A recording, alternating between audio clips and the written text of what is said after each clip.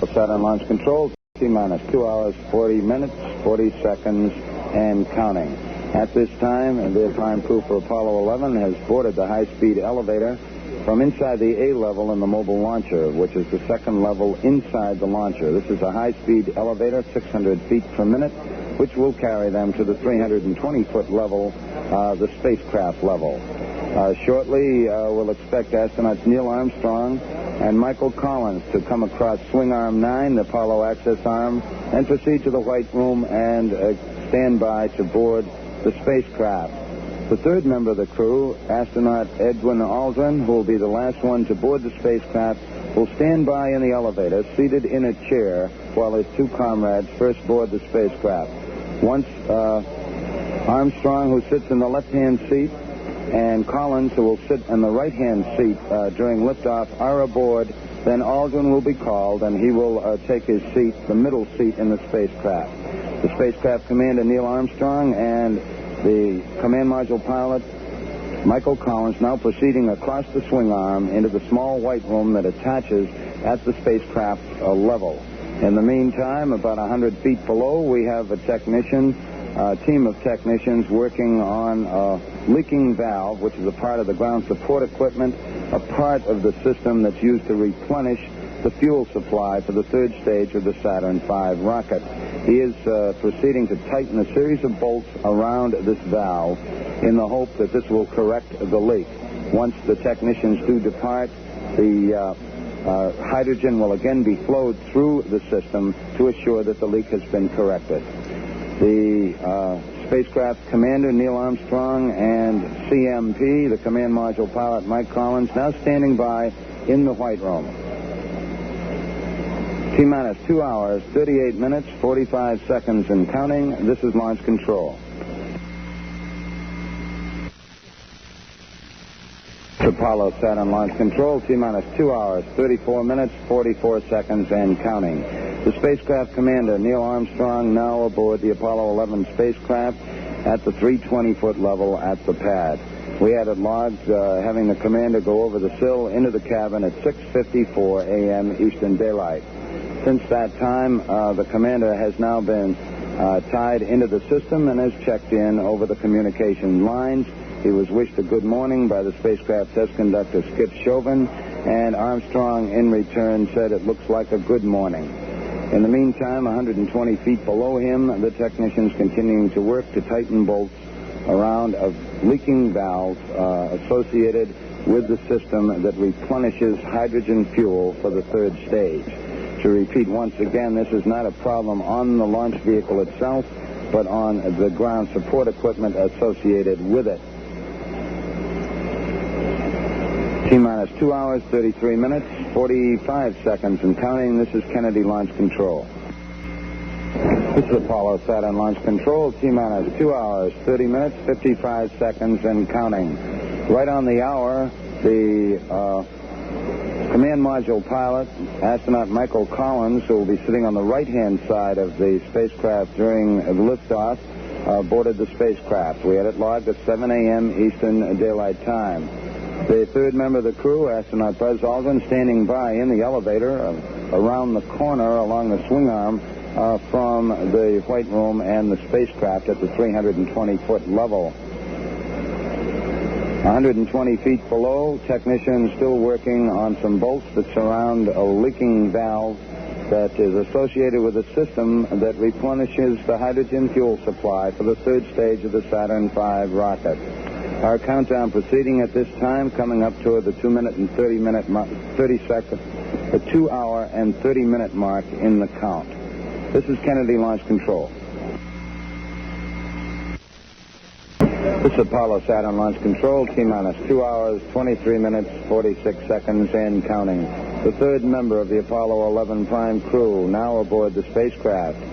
We had it logged at 7:07 a.m. Eastern Daylight Time when astronaut Buzz Aldrin boarded the spacecraft. He will sit in the middle seat during liftoff. As lunar module pilot, his normal position would be on the right-hand side. However, due to crew preference, we have the commander, of course, Neil Armstrong, sitting on the left-hand side, the lunar module pilot, For the overall flight, Buzz Aldrin sitting in the middle seat, and the command module pilot, Mike Collins, sitting in the right-hand seat at liftoff. Down below at the 200-foot level, our technicians still hard at work tightening bolts around a valve associated with the system that replenishes the hydrogen fuel for the third stage of the Saturn V launch vehicle. This is ground support equipment located on the tower at the pad at the 200-foot level. He continues to work at the 200-foot level as the crew in the White Room does the same with the 3 astronauts aboard. We actually have a fourth astronaut still aboard the spacecraft at this time, astronaut Fred Hayes, who is the backup command module pilot. He is in the lower equipment bay of the spacecraft, giving a helping hand to the 3 prime crewmen as they start to perform some of their preliminary checks here as we head down over the final 2.5 hours of the countdown. We're at T-minus 2 hours, 22 minutes, 11 seconds and counting. This is Kennedy Launch Control.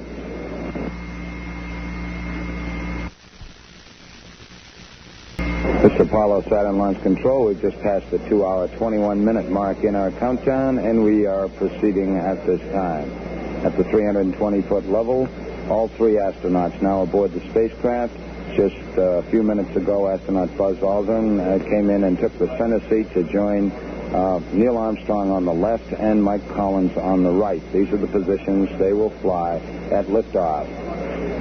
During the process of getting the astronauts checked into the spacecraft, communication cables must be attached to their suits.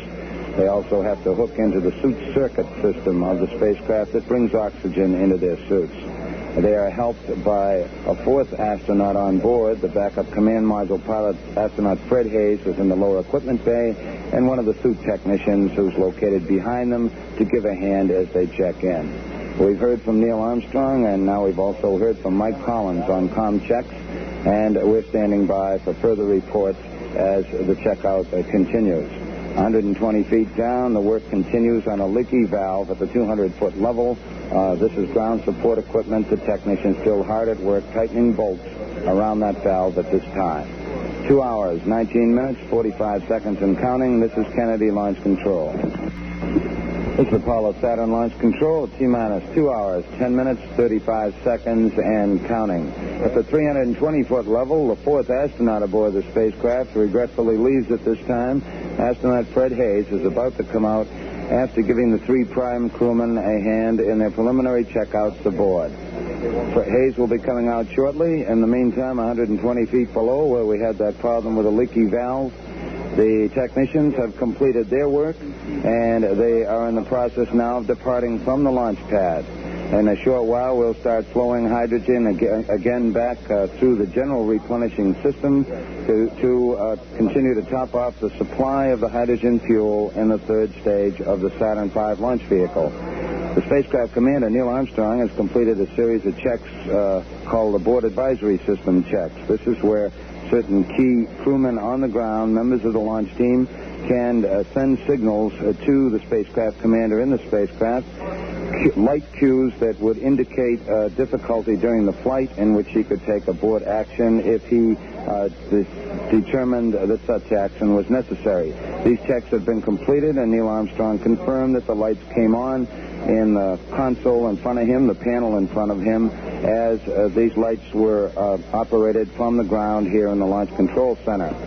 All still going well with our count. We will stand by as we, again, bring hydrogen back to the third stage. You will see how that operates. We're now at T-minus 2 hours, 9 minutes, 4 seconds and counting. And this is Kennedy Launch Control.